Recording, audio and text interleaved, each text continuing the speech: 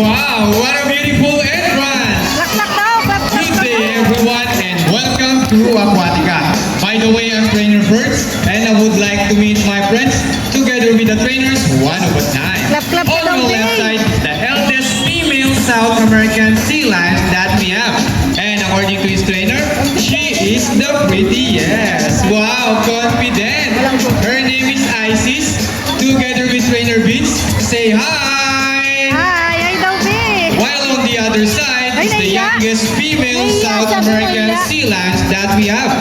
And according to her trainer, she is the cutest. Hey. Oh, don't be shy girl.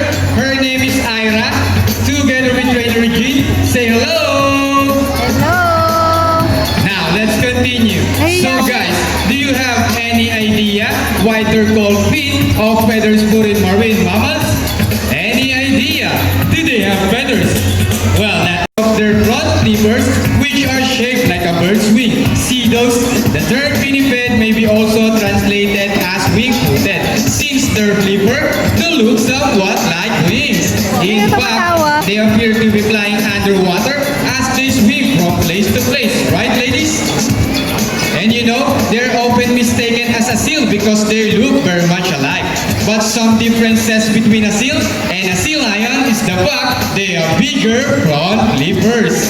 And they can also turn their back flippers, something seals cannot do. As a result, they can walk upright while on land. Galing. And that's the fine demonstration. How about a round of applause for sea lion friends? Galing. And you know what, guys? They have this long and flexible neck. How flexible? Well, check this out. Look. Look. Yeah. So flexible, right? How about another round of applause for sea lion friends? As you can see, their bodies covered with a thin coat of short skirt. They may also use their whiskers to aid in navigation or to detect vibration from prey in the water. And their small external ears give them a good sense of hearing both above and close to shore. Flat rocky cliffs with typhoons and have a preference for rocky beaches. They have excellent climbing abilities, which can easily scale rocky cliffs. Check this out. Surely strong front flippers. Now, let's talk about their swimming abilities and let's start with Ira, the cutest. The cutest. Ang gagawin niya, Ben. Wala na wala. Sea lions generally cruise at around 11 miles per hour using the rowing movement of their front flippers, while their back flippers are stretched out behind their bodies, functioning as rudder for steering. And that is the normal swim. Nice and easy. Thank you, Ira and Trainer Regine. But when chasing their prey or escaping from predators, they can achieve a burst speed up to... Ready, Isis?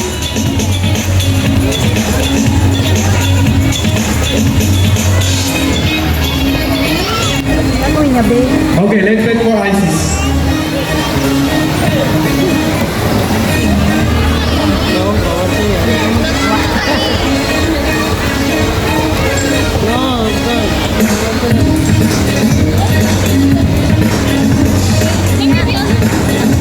Ano gagawin niya? Ay, lalangoy dapat. Ready? Ayaw din. Ayaw din, nag-usap yan. One more.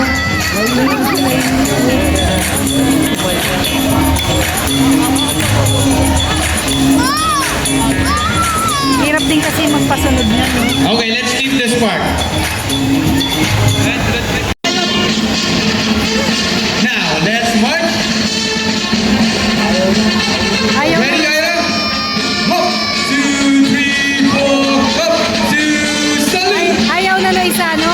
Ano, tinutupak Now, siya, this tatay. time, could you please join our sea lion in a salute?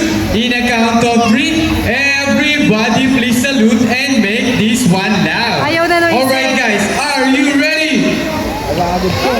Hey guys, I can hear you. Are you ready?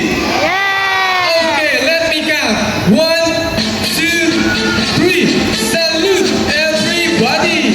Thank sexy, you so no? much. Galing. Well, sea lions are also used to search and recover equipment from the water. And they got it! galing ng isa, oh. Round of applause for Ira! Woo! Great job, Ira! And another Galing ng one! isa. He deserves it!